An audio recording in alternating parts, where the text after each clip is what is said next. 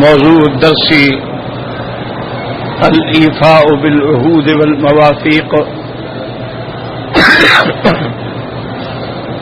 سورة المائدہ تفسیر ابن کثیر. الحمد للہ رب العالمین والصلاة والسلام على اشرف الانبیاء وسید المرسلین سیدنا محمد وعلى آلہ واصحابہ اجمعین. اللهم صل على سيدنا محمد وعلى آل سيدنا محمد كما صليت على إبراهيم وعلى آل إبراهيم في العالمين إنك حميد مجيد. أعوذ بالله من الشيطان الرجيم. بسم الله الرحمن الرحيم. واذكروا نعمة الله عليكم وميثاقه الذي واثقكم به إذ قلتم سمعنا وأطعنا واتقوا الله إن الله عليم بذات الصدور. يا أيها الذين آمنوا كونوا قوامين لله شهداء بالقسط ولا يجرمنكم شنآن قوم على ألا تعدلوا اعدلوا هو أقرب للتقوى واتقوا الله إن الله خبير بما تعملون.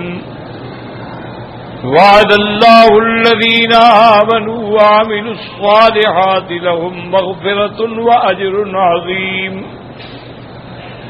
والذين كفروا وكذبوا بآياتنا أولئك أصحاب الجحيم. يا أيها الذين آمنوا اذكروا نعمة الله عليكم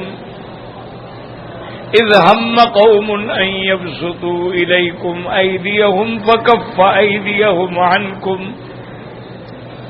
واتقوا الله وعلى الله فليتوكل المؤمنون. اللہ تبارک و تعالی نے کلام مقدس کی ان آیات مبارکہ میں ارشاد فرمایا ہے کہ اللہ کی نعمتوں کو یاد کرو جو تم پہ اللہ نے نعمتیں کی ہیں، اور اس عہد کو بھی یاد کرو جو تم سے عہد لیا گیا اور تم نے کہا کہ ہم نے سمجھ لیا، سن لیا اور ہم اطاعت کریں گے. واتقوا اللہ، اور اللہ سے ڈریں. ان اللہ علیم بذات الصدور، اللہ تبارک و تعالی دلوں کے بھید جاننے والے ہیں. یا ایھا الذین آمنوا کونوا قوامین للہ شہداء بالقسط. ایمان والو کھڑے ہو جاؤ اللہ کے لیے عدل سے گواہی دینے کے لیے. ولا یجرمنکم شنآن قوم علی الا تعدلوا، اور تمہیں نہ کسی قوم کا بغض اس بات پہ ابھارے کہ تم عدل نہ کرو. اعدلوا، عدل کرو. هو اقرب للتقوى، عدل کرنا جو ہے وہ تقوی کے بہت زیادہ قریب ہے. واتقوا اللہ، اللہ سے ڈرو. ان اللہ خبیر بما تعملون، اللہ سب جانتے ہیں جو تم عمل کرتے ہو. وعد اللہ الذین آمنوا وعملوا الصالحات لهم مغفرۃ واجر عظیم. اللہ کا وعدہ ہے ان لوگوں سے جو ایمان لائے اور عمل کیے اچھے، ان کے لیے بخشش بھی ہے اور بہت بڑا اجر بھی. والذین کفروا وکذبوا بآیاتنا، جن لوگوں نے کفر کیا اور اللہ کی آیات کی تکذیب کی، اولئک اصحاب الجحیم، وہی جہنم والے ہیں. یا ایھا الذین آمنوا اذکروا نعمت اللہ علیکم، ایمان والو اللہ کی نعمت کو یاد کرو. جب ایک قوم نے ارادہ کیا کہ تمہاری طرف ہاتھ بڑھائیں لیکن اللہ نے ان کے ہاتھوں کو روک دیا. واتقوا اللہ، اللہ سے ڈرو. وعلی اللہ فلیتوکل المؤمنون، اللہ پر ہی ایمان والے توکل اور آسرا کرتے ہیں. اب یاد کریں کہ اس میں اللہ تعالی نے ایک تو ہمیں یاد دلایا ہے کہ اللہ کی نعمتوں کو یاد رکھا کرو، اور وہ نعمتیں جو ہیں وہ اتنی نعمتیں ہیں کہ ان تعدوا نعمت اللہ لا تحصوها، اللہ کی نعمتوں کو تم شمار کرو نہیں کر سکتے۔ اور اللہ کی نعمتیں جو ہیں سب سے بڑی نعمت یہ ہے کہ تمہیں انسان بنایا، سب سے بڑی نعمت یہ ہے کہ تمہیں اشرف المخلوقات بنایا، سب سے بڑی نعمت یہ ہے کہ اللہ تعالی نے تمہیں قوت علمیہ سے نوازا، قوت عملیہ سے نوازا، قوت نظریہ سے نوازا، اور پھر اللہ تبارک و تعالی نے آسمان اور زمین اور سب نعمتیں تیرے لیے بنائی، یہ سب اللہ کی نعمتیں۔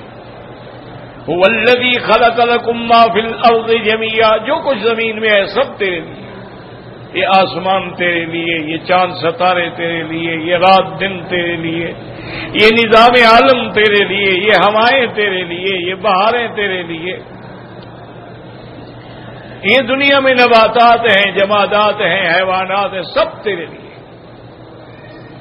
تو یہ اللہ کی کتنی بڑی نعمتیں ہیں۔ اور پھر اللہ تبارک و تعالیٰ نے فرمایا کہ سب سے بڑی نعمت یہ ہے کہ تمام مخلوقات میں سے واحد مخلوق انسان ہے جس کو اللہ نے اپنی عبادت کے لیے پیدا کیا۔ تو سب سے پہلی بات تو یہ ہے کہ تم اللہ کی نعمتوں کو یاد کرو، اور اس کے بعد فرمایا وَمِيثَاقَهُ الَّذِي وَاثَقَكُم بِهِ، اور اس عہد کو یاد کرو جو تم سے لیا گیا۔ اس عہد سے کیا مراد ہے؟ بعض علماء تو فرماتے ہیں کہ اس عہد سے مراد جو ہے وہ عہد الست ہے کہ اللہ تبارک و تعالی نے حضرت آدم علیہ السلام کی پشت سے قیامت تک جتنے ارواح پیدا ہونے تھے سارے نکالے، ان کو شعور دیا، فہم دیا، عقل دیا، بولنے سمجھنے کی طاقت دی، اور پھر ان سے عہد لیا کہ الست بربکم قالوا بلی، کیا میں تمہارا رب نہیں ہوں؟ سب نے کہا کہ نہیں، آپ ہمارے رب۔ تو یہ عہد الست ہے کہ اس کو یاد رکھیں۔ اور بعض علماء فرماتے ہیں کہ اس عہد سے مراد وہ عہد ہے جو حضور صلی اللہ علیہ وسلم نے حضور نے تم سے بیعت لی اور تم نے السمع والطاعہ پہ بیعت قبول کی کہ یا رسول اللہ ہم ہر حال میں سکھ ہے دکھ ہے دن ہے رات ہے آپ کے حکم کی تابعداری کریں۔ تو اس عہد کو یاد رکھو۔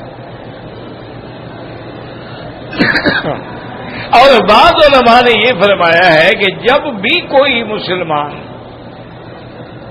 کلمہ پڑھتا ہے وہ اقرار کرتا ہے کہ لا الہ الا اللہ محمد الرسول اللہ، کوئی معبود برحق نہیں مگر اللہ اور محمد مصطفیٰ اللہ کے رسول ہیں، تو یہ عہد ہے کہ اس نے اقرار کر لیا ہے کہ تیرے سوا کوئی الہ نہیں ہے۔ تو اس عہد میں ہر کلمے پڑھنے والا آ جاتا ہے، اور پھر اس عہد کو یاد رکھنے کا معنی یہ ہے کہ اس میں جمے رہو۔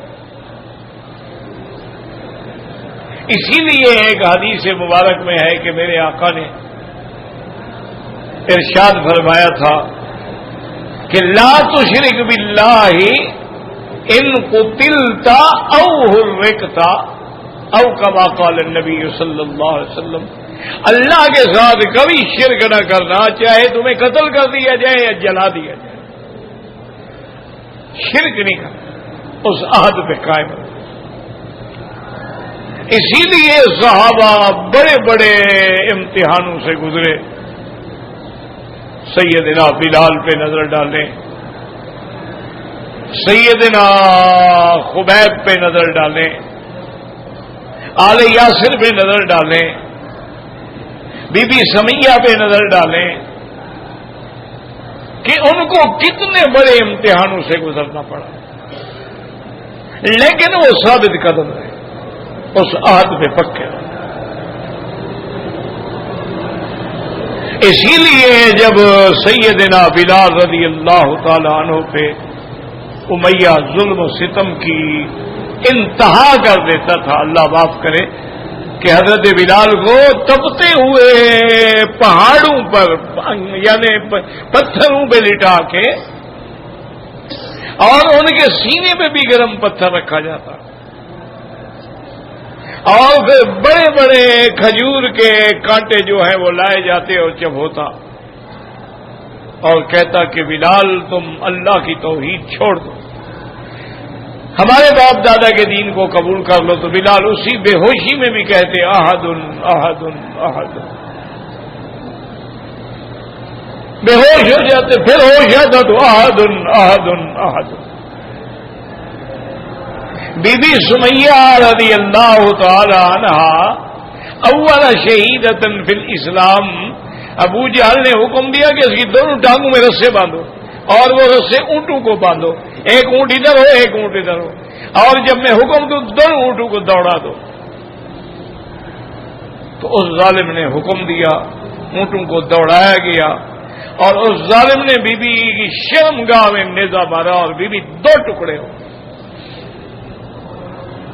لیکن زبان پہ تھا لا الہ الا اللہ محمد الرسول اللہ، تو اس عہد پہ وہ قائم ہے۔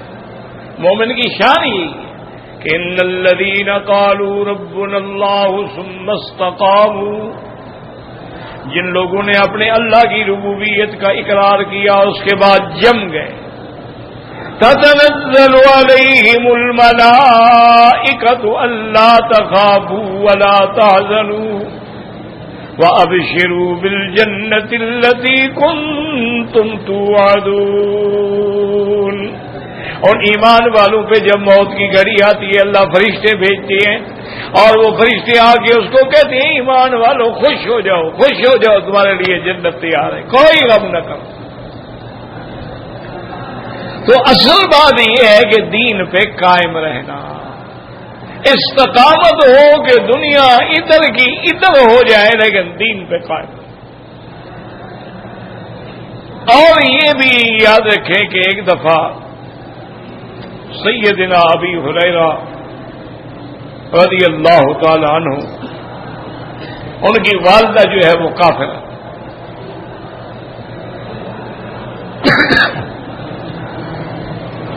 اور وہ حضرت ابو ہریرہ کو بھی جبر کرتی تھی کہ ابو ہریرہ تم اسلام چھوڑ دو، ابو ہریرہ کہتے میں اسلام نہیں چھوڑ۔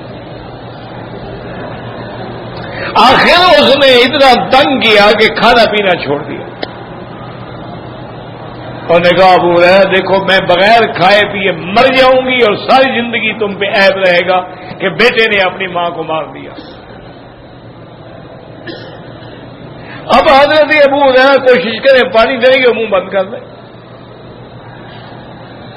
پھر اس نے ایک اور زیادتی کی کہ دھوپ میں آ کے بیٹھ جاتی، ایک بھوک پیاس پھر دھوپ۔ آخر حضرت ابی ہریرہ ایک دن آئے، انہوں نے کہا کہ اماں جان بات سنیں، آپ ایک باطل دین پہ کفر پہ اتنا پکی ہیں تو میں اسلام چھوڑ دوں گا؟ آپ میری ماں ہیں، مجھے جو حکم کریں جو سزا دیں لیکن میں دین مصطفیٰ نہیں چھوڑ سکتا۔ آپ نے اگر مرنا ہے مر جائے، لیکن حضرت ابی ہریرہ فرماتے ہیں کہ دل میں تو میں بہرحال بہت پریشان تھا کہ میری ماں ہے اور اس حالت میں مر رہی ہے، بھوکی پیاسی دھوپ میں پڑی ہے، بوڑھی عورت ہے، تو کہتے ہیں کہ میں بڑا پریشان حضور کی خدمت پہ حاضر ہوا۔ حضور پاک نے دیکھا تو فرمایا کہ ابو ہریرہ کیا بات ہے، کیوں پریشان؟ میں نے کہا حضور میری ماں کا یہ عالم ہے، نہ کھاتی ہے نہ پیتی ہے، دھوپ میں پڑی ہے، ضد ہے کہ اسلام چھوڑ دو، اب میں اسلام تو نہیں چھوڑ سکتا۔ حضور صلی اللہ علیہ وسلم نے ہاتھ اٹھائے اور اللہ کے آگے دعا کی کہ اللہم اہدی ابا ہریرہ، یا اللہ ابی ہریرہ کی اماں کو ہدایت عطا فرما دے۔ اب حضرت ابو ہریرہ کا دیکھیں ایمان دیکھیں نا، کہ حضرت ابو ہریرہ فرماتے ہیں کہ جب حضور نے دعا کی نا میں جلدی گھر دوڑا، میں کہا میں دیکھوں کہ دعا پہلے پہنچتی ہے یا میں پہلے پہنچتا ہوں۔ یقین یہ تھا ہم تو دعا مانگتے ہیں یقین نہیں، اخلاص نہیں. ایک رسم ہے دعا مانگ لی، یا اللہ فرما دے، کرم فرما دے، کر دے، وہ کر دے، فلاں کر دے، بس پتا کچھ نہیں میں کیا کہہ رہا ہوں.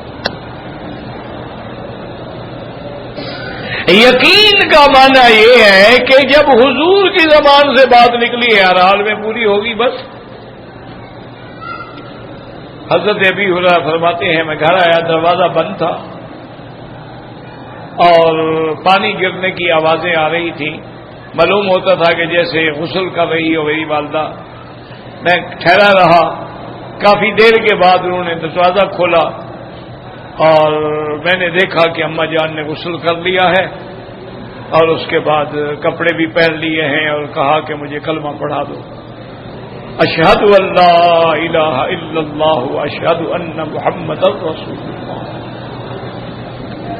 یعنی امتحانوں کی کوئی حد ہوتی ہے. یعنی آپ حیران ہوں گے کہ صحابہ کو مکے سے نکالا، اخرجوا من دیارہم واموالہم، مال چھین لیے، گھر چھین لیے، بچے چھین لیے، لیکن ایمان پہ پکے. ابو سلمہ جب اپنی بیوی کو اور بچی کو لے کے جا رہا تھا ہجرت کے لیے مدینہ منورہ، مکے والے ان کے قبیلے کو پتہ لگ گیا، قبیلے والے آ گئے اور انہوں نے کہا کہ دیکھو ابو سلمہ، تم نے مدینے جانا ہے چلے جاؤ، تمہاری بیوی ہمارے قبیلے کی، ہم اس کو نہیں جانے دیں گے، ہم اپنی عورت کو کیوں جانے دیں. تو انہوں نے کیا کیا کہ اس کی بیوی کو پکڑ لیا اور ابو سلمہ سے کہا کہ تم نے جانا ہے تو جاؤ. ابو سلمہ نے کہا بھی ٹھیک ہے، میں اللہ کے رسول کے لیے بیوی، وطن، گھر سب چھوڑ دوں. ابو سلمہ چلے گئے. اب بیوی کہتی ہے ام سلمہ کہ ان نے ایسا ظلم کیا، میری بچی بھی مجھ سے چھین لی. کہتے ہیں یا کفر اختیار کرو یا پھر بچی بھی نہیں دیں گے. تو بی بی ام سلمہ فرماتی ہے کہ میں مکے سے نکل کر تنعیم یعنی مسجد عائشہ کے راستے پہ بیٹھ جاتی تھی، سارا دن روتی رہتی تھی. جب شام کو تھک ہار جاتی تھی واپس آ جاتی تھی اپنے قبیلے میں. ایک دن ابو سفیان گزرے، انہوں نے دیکھا، پوچھا کیا بات ہے؟ میں نے کہا یہ. انہوں نے کہا اچھا صبر. انہوں نے میرے قبیلے والوں سے کہا بھی ظالم یہ کیا بات ہے کہ آدمی کا خاوند چلا گیا، تم نے بیوی پکڑ کے بچی پکڑ کے روک رکھی، یہ کیا بات؟ تو بڑی مشکل سے انہوں نے مجھے اجازت دی کہ جہاں جاتی ہو جاؤ. اوپر بات ہے کہ میں بچی کو لے کے اکیلی عورت مدینہ منورہ کے لیے پیدل چل پڑی. راستے میں مجھے حضرت عثمان ملے، عثمان ابن مظعون. انہوں نے کہا ام سلمہ کا، انہوں نے کہا میں مدینہ جا رہی ہوں. انہوں نے کہا پیدل؟ انہوں نے کہا تو کیا کروں، نہ خرچہ ہے نہ کھانے پینے کے لیے کچھ ہے، چھوٹی بچی ہے میری، ابھی خدا خدا کر کے مجھے اجازت ملی ہے. تو میں نے کہا ان سے تو نکل جاؤں نا، مر جاؤں گی تو مر جاؤں گی. وہ کہتے ہیں انہوں نے اپنا اونٹ بٹھایا اور مجھے کہا اونٹ پہ سوار ہو جائے. کہتی ہے خدا کی قسم ہے میں نے ایسا باحیا بندہ نہیں دیکھا کہ سارے سفر میں ایک دن بھی اس نے مجھ پہ نظر نہیں ڈالی. اور اونٹ بٹھا دیتے میں سوار ہو جاتی، آگے چل پڑا. پھر اونٹ بٹھا دیتے دور چلے جاتے، میں اتر کے سو جاتی. کھانا پانی سب انتظام کیا. کہتے ہیں کہ مسجد قباء کے قریب جب آئے تو نے کہا کہ دیکھو یہ اول مدینہ ہے، تم مدینے پہنچ گئی ہو، اب اللہ حافظ، تم جانو تمہارا کام جانے. لیکن بی بی نے دین نہیں چھوڑا، اسلام نہیں چھوڑا، اس پہ جمے رہے. ہر قربانی دینی پڑی لیکن انہوں نے اسلام پہ اپنے آپ کو ثابت قدم رکھا. تو اس لیے اللہ فرماتے ہیں اس وعدے کو یاد کرو. اس میں وعدہ الست بھی ہے اور وعدہ بیعت محمد مصطفیٰ بھی ہے اور وعدہ ایمان بھی ہے کہ جس نے بھی کلمہ پڑھا حضور اور اللہ رسول کا پابند ہو گیا. جب آپ نے کلمہ پڑھ لیا ہے تو اب آپ ساری دنیا سے کٹ گئے اور اپنے آپ کو اللہ کے سپرد کر دیا. اس لیے اللہ فرماتے ہیں وَمِيثَاقَهُ الَّذِي وَاثَقَكُم بِهِ إِذْ قُلْتُمْ سَمِعْنَا وَأَطَعْنَا وَاتَّقُوا اللَّهَ اللہ سے ڈرو. إِنَّ اللَّهَ عَلِيمٌ بِذَاتِ الصُّدُورِ اللہ دلوں کے بھید جاننے والے ہیں. اصل بات یہ ہے کہ دل میں اللہ کا ڈر، جب دل میں اللہ کا ڈر آ جائے نا انسان ہر گناہ سے بچ جاتا ہے، انسان ہر نافرمانی سے بچ جاتا ہے، ہر بے حیائی سے بچ جاتا ہے. اور پھر اللہ تعالیٰ تمہارے دلوں کے بھید بھی جاننے والے ہیں. اب دوسرا حکم دیتے ہیں کہ اگر کبھی گواہی دینی پڑے تو ایمان والوں اللہ کے لیے گواہی کے لیے کھڑے ہو جاؤ. گواہی کسی غرض کے لیے نہ ہو، خالص اللہ کے لیے، اور گواہی انصاف کے ساتھ. لیکن یاد رکھیں کہ اس آیت میں اللہ فرماتے ہیں یا ایھا الذین آمنوا کونوا قوامین للہ شہداء بالقسط. اور سورۃ النساء میں بھی اللہ نے یہی مضمون فرمایا ہے، لیکن وہاں بالقسط مقدم ہے، بالقسط شہداء للہ، اور یہاں مؤخر ہے. مقصد دونوں کا ایک ہے. لیکن بعض علماء نے فرمایا کہ اس میں نقطہ ہے کہ سورۃ النساء میں جو آیت ہے اس کا تعلق ہے کہ محبت میں آ کر گواہی جھوٹی نہ دو. وَلَوْ عَلَىٰ أَنفُسِكُمْ أَوِ الْوَالِدَيْنِ وَالْأَقْرَبِينَ اگر ماں باپ پر بھی گواہی ہے تو سچی دو، اپنی ذات پر بھی گواہی ہے تو سچی دو. اور یہاں جو حکم ہے یہاں یہ ہے کہ کسی کی دشمنی میں آگے جھوٹی گواہی نہ دو. وَلَا يَجْرِمَنَّكُمْ شَنَآنُ قَوْمٍ کہ کسی قوم سے تمہیں بغض ہے اب تم جھوٹی گواہی دے دو، بالکل نہیں.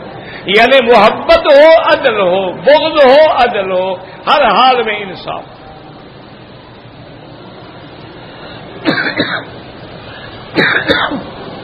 اور قرآن میں دوسری جگہ یہ بھی حکم ہے وَلَا تَكْتُمُوا الشَّهَادَةَ وَمَن يَكْتُمْهَا فَإِنَّهُ آثِمٌ قَلْبُهُ اور گواہی چھپایا نہ کرو. کچھ جانتے ہو بتاؤ؟ کیونکہ گواہی کا چھپانا جو ہے یہ بھی دل کا گناہ ہے. اگر کوئی چیز تیرے علم میں ہے اس کو بیان کر. لیکن ساتھ اللہ نے یہ بھی انتظام کیا ہے، قرآن میں حکم ہے کہ وَلَا يُزَارَ قَاتِبٌ وَلَا شَهِيدٌ اب تم لکھنے والے کو یا گواہی دینے والے کو نقصان نہ پہنچاؤ کہ پیشیاں اور پیشیاں اور پیشیاں، اس کی زندگی آرام ہو جاتی. یہی وجہ ہے کہ آج کل کوئی بندہ گواہی نہیں دیتا، اور پولیس کے اپنے ٹاؤٹ ہوتے ہیں، وہی ہر مقدمے میں گواہ ہے، وہی ہر مقدمے میں گواہ ہے. کیونکہ شریف آدمی گواہی دینے سے ڈرتا ہے کہ میں نے اگر گواہی دے دی، پہلے تھانے کے چکر، پھر عدالتوں کے چکر، پھر دشمنیاں. تو اس لیے یہ حکم ہے کہ گواہی دینے والے کو نقصان نہ دو، لکھنے والے کو نقصان نہ پہنچاؤ. اور یہ بھی سمجھ لیں کہ اگر کوئی ڈاکٹر سرٹیفکیٹ دے رہا ہے کسی کو بیماری کا، یہ بھی گواہی ہے، یہ بھی جھوٹا نہیں دینا چاہیے. اور اگر اسی طرح کوئی استاد بچوں کے پرچوں پر نمبر لگا رہا ہے اور وہ غلط لگا رہا ہے تو یہ بھی جھوٹی گواہی ہے. اس کا کام ہے کہ انصاف کرے، عدل کرے، اور جو حق ہے اس پہ عمل کرے. حتیٰ کہ علماء نے لکھا ہے کہ آج کل کے دور میں جب الیکشن ہوتے ہیں، ممبر بنتے ہیں، تم ووٹ دیتے ہو، یہ ووٹ دینا بھی گواہی ہے. انہوں نے کہا یہ ووٹ جو اس کو دے رہے ہو گویا گواہی دے رہے ہو کہ یہ آدمی اس کام کے لیے حق ہے. اور اسی طرح بعض علماء نے فرمایا کہ ووٹ میں شہادت بھی ہے، شفاعت بھی ہے، وکالت بھی ہے.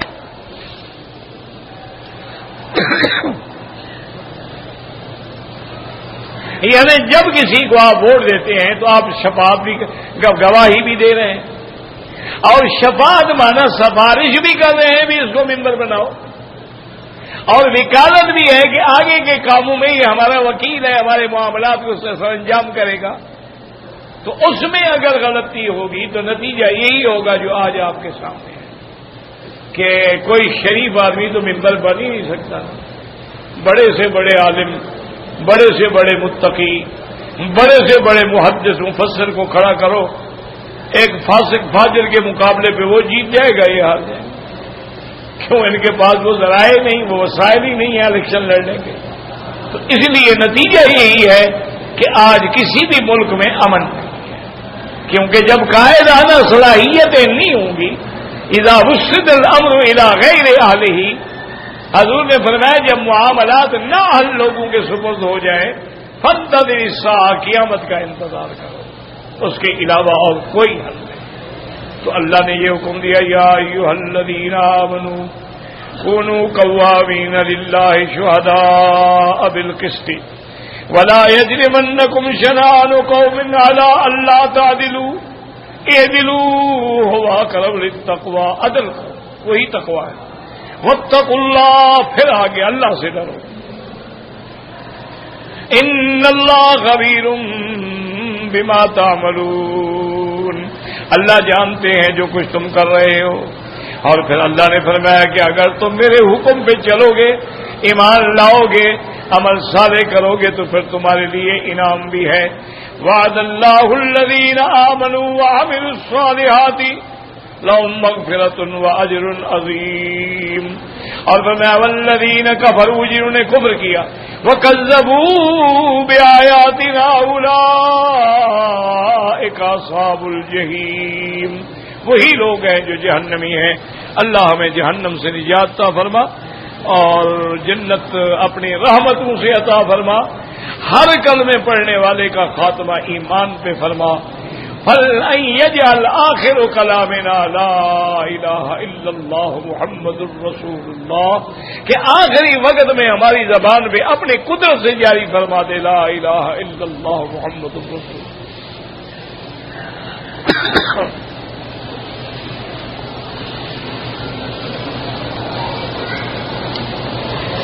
بھائی آپ انڈیا سے آئے ہیں یا جہاں سے بھی آئے ہیں،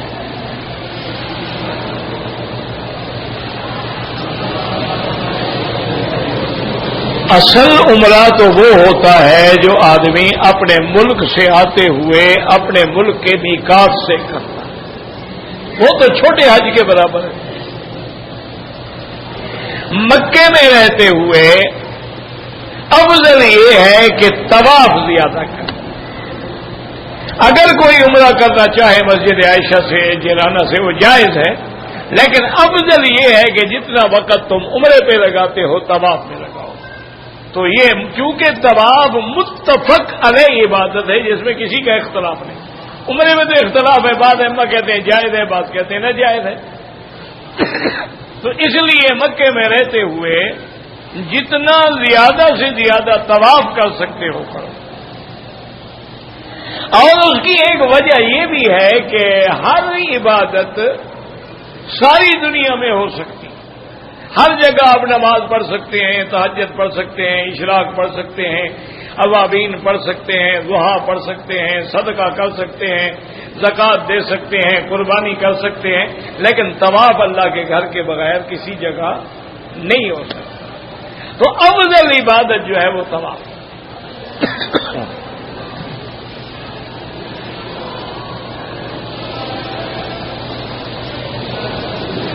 کہتے جی کہ بعض لوگ جو ہیں وہ حضور صلی اللہ علیہ وسلم کو عالم الغیب سمجھتے ہیں یا ہر جگہ حاضر اور ناظر سمجھتے ہیں، اور حضور پاک کی بشریت کا انکار کرتے ہیں، کہتے ہیں کہ وہ اللہ کے نور کا ٹکڑا ہے.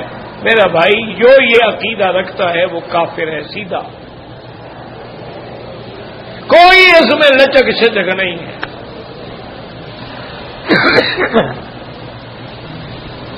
اللہ نے جتنے نبی بھیجے ہیں سب حضرت آدم کی اولاد ہیں. میرے مدی نے فرمایا کہ انا سید ولد آدم، میں بھی آدم کی اولاد کا سردار ہوں. اور پھر حضور کا باپ ہے محمد ابن عبداللہ ابن ہاشم ابن عبد مناف عبد المطلب ابن ہاشم ابن عبد مناف ابن قصی. جب نسب موجود ہے، ماں موجود ہے، باپ موجود ہے، دادا موجود ہے، پھر کہنا کہ نور ہے، اس سے بڑا کوئی جھوٹ ہے دنیا میں؟ جب اللہ کا قرآن کہے کہ میرا مدنی اعلان کر دو انما انا بشر، میں بشر ہوں اور مثلکم تمہاری طرح بشر ہوں، تم بھی کھاتے ہو میں بھی کھاتا ہوں، تم بھی پیتے ہو میں بھی پیتا ہوں، تمہاری بھی بیوی بچے ہیں میری بھی بیوی بچے ہیں، تمہیں بھی تکلیف ہوتی ہے مجھے بھی تکلیف ہوتی ہے، تمہیں بھی خوشی ہوتی ہے مجھے بھی خوشی۔ ہاں اللہ نے میری شان بلند کی ہے کہ مجھ پر وحی بھیج کے اپنا نبی بنایا۔ جو بشریت کا منکر ہے وہ قرآن کا منکر۔ علم غیب کے بارے میں قرآن نے فیصلہ کر دیا قل لا یعلم من فی السماوات والارض الغیب الا اللہ، میرے مدنی اعلان کر دو کہ آسمان اور زمین میں کوئی غیب نہیں جانتا ما سوا اللہ۔ تو جو عالم الغیب سمجھتا ہے وہ بھی کافر ہے، جو نبی پاک کو ہر جگہ حاضر اور ناظر مانتا ہے وہ بھی کافر ہے۔ قرآن کہتا ہے وما كنت لديهم اذ يلقون اقلامهم ايهم يقبل مریم، میرا مدنی جب بی بی مریم کے لیے قرآن اندازی ہو رہی تھی آپ وہاں نہیں تھے۔ وما كنت لديهم اذ يختصمون وما كنت بجانب الطور وما كنت آپ نہیں تھے پھر حاضر ناظر کیسے ہوئے؟ اور اگر حضور ہر جگہ حاضر ناظر ہے تو ہجرت کا کیا معنی؟ اگر حضور ہر جگہ حاضر ناظر ہے معراج کا کیا معنی؟ اگر حضور ہر جگہ حاضر ناظر ہے عرفات جانے کی کیا ضرورت ہے؟ انا للہ و انا الیہ راجعون۔ یہ عقیدے اللہ عالم کن لوگوں کے ہیں، اللہ زندہ ہے تو ہدایت دے، مر گئے تو صاف بات ہے کفر و شرک میں مر گئے۔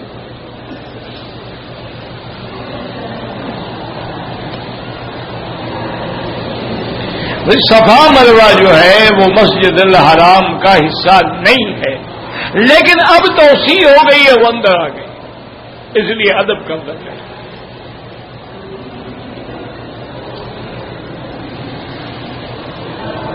درود ابراہیمی جو ہے صرف صلاۃ پر مشتمل ہے، اگر اس کے علاوہ کوئی درود صلاۃ و سلام پر مشتمل ہو تو وہ اس سے افضل ہوگا، بالکل افضل نہیں ہوگا۔ اگر اس سے کوئی درود افضل ہوتا تو میرا محمد مصطفیٰ نماز میں وہ پڑھتے۔ اس سے پہلے چونکہ سلام موجود تھا السلام علیکہ ایھا النبی ورحمۃ اللہ وبرکاتہ، تو دوبارہ سلام کی السلام علینا وعلی عباد اللہ الصالحین اشہد ان لا الہ الا اللہ واشہد ان محمدا عبدہ، سلام تو آ گیا، تو یہاں صلاۃ کا صیغہ آ گیا، تو دونوں آ گئے نماز میں۔ اس درود سے کوئی درود افضل نہیں، یہ درود ہے جو حضور نے نماز میں پڑھا ہے۔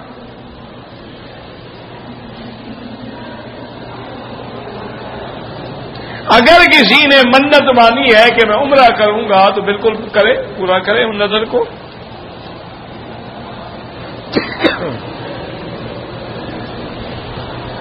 میرا بھائی گزارش یہ ہے کہ اردو کی کتابیں جو کم از کم مثلا جتنے علماء کی بھی ہیں وہ انڈیا پاکستان بنگلہ دیش وہاں ملتی ہیں زیادہ، کیونکہ یہاں تو لوگ اردو پڑھتے نہیں، تو یہاں کتابیں آنے کا کوئی مسئلہ ہی نہیں ہوتا، وہ آپ کے ملکوں میں زیادہ ملتی ہیں۔ تو الحمدللہ میری کتابیں بھی آپ کو وہاں مل جائیں گی، ملتان میں بھی، لاہور میں بھی، کراچی میں بھی۔ دروس حرم کے نام سے 4 جلد ہیں، خطبات مکی کے نام سے 4 جلد ہیں، خلفاء راشدین کے نام سے 2 جلد ہیں، منہاج مسلم کے نام سے 2 جلد ہیں، اور اب تفسیر مکی کی سورت فاتحہ جو ہے وہ چھپ رہی ہے، ابھی 1 مہینے میں انشاءاللہ وہ بھی آ جائے گی۔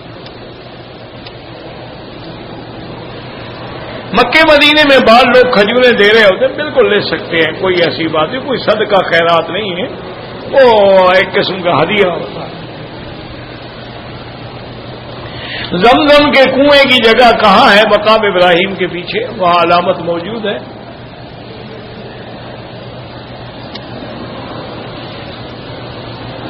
ایک طواف سارے خاندان کو نہیں ہوتا ہے، کسی کو بھی نہیں ملے گا، آپ اپنے لیے کرو، ان کے لیے دعا کریں۔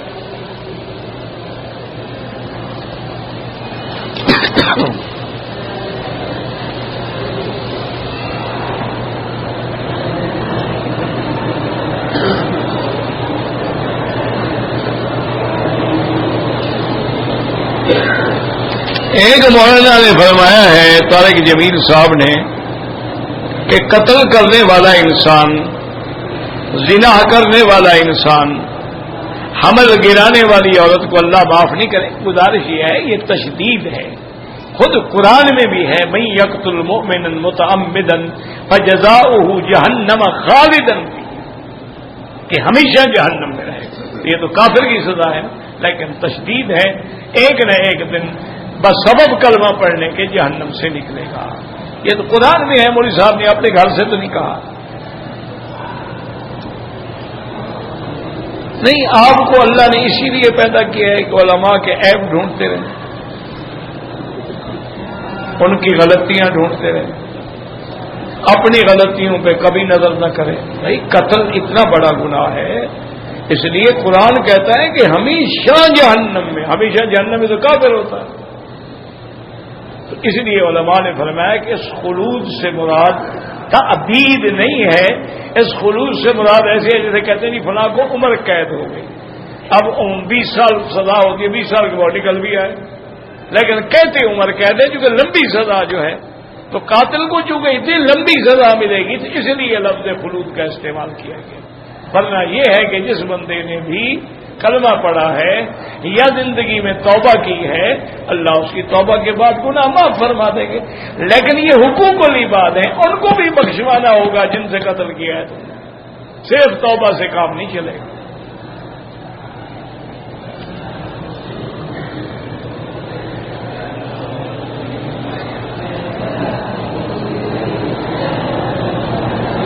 ہم نے عمرہ کیا،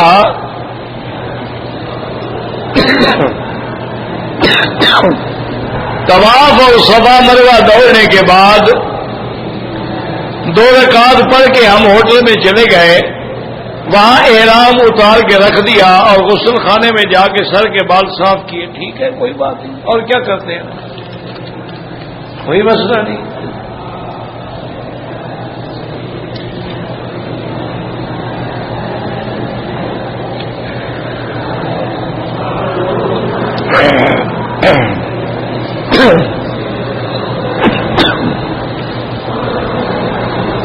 حضرت الیاس قادری اتاری، میں نہیں جانتا بھائی.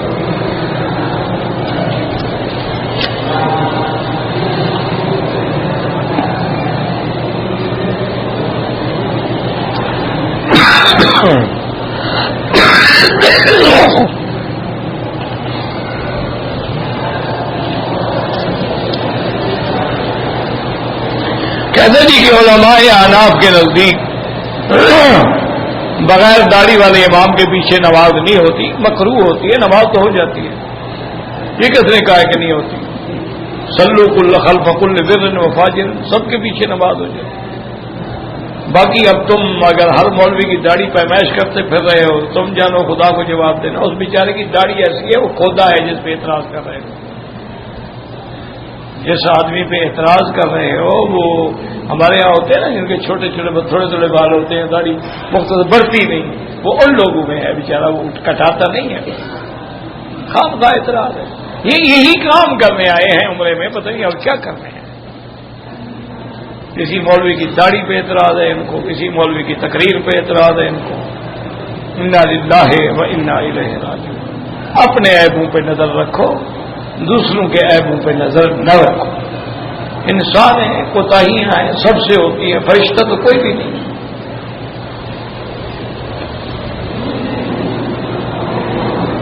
آپ بالکل ان کے جو ادارے ہیں مسجد الحرام کے، ان کو لکھ کے بھیج دیں ریاست الحرمین کو، یا ان کو جا کے ملیں. اگر کوئی شخص 4-5 طواف اکٹھے کر لے اور بعد میں 2 رکعت پڑھے، جائز ہے، لیکن افضل یہ ہے کہ ہر طواف کے بعد پڑھے.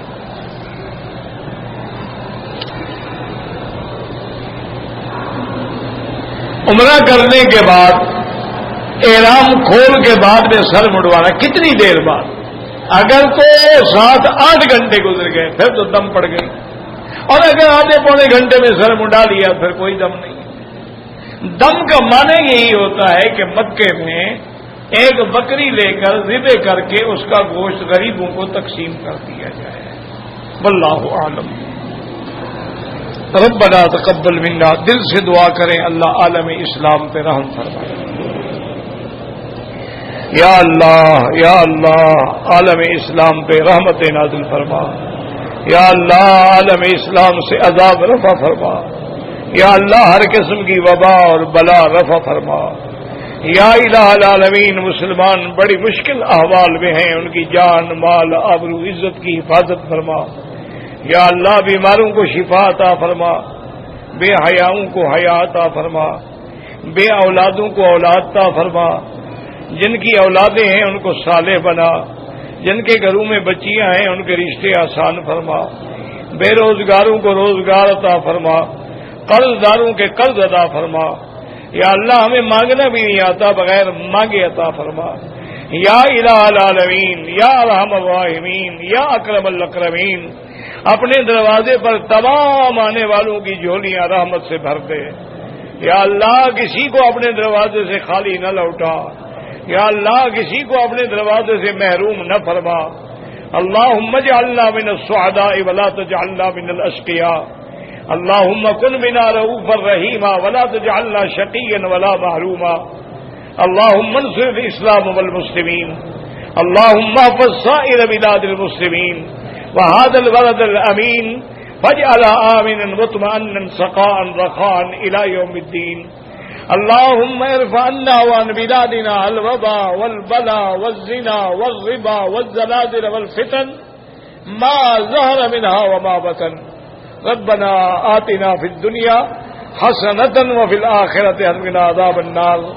دعا کریں اللہ اس عاجز کو بھی شفاء کاملہ عطا فرما دے۔ یا اللہ اشفنا واشف مرضانا ومرضى المسلمین، صلی اللہ تعالی علی خیر خلقہ سیدنا محمد وعلى آلہ وصحبہ اجمعین۔ اللہم صل علی سیدنا محمد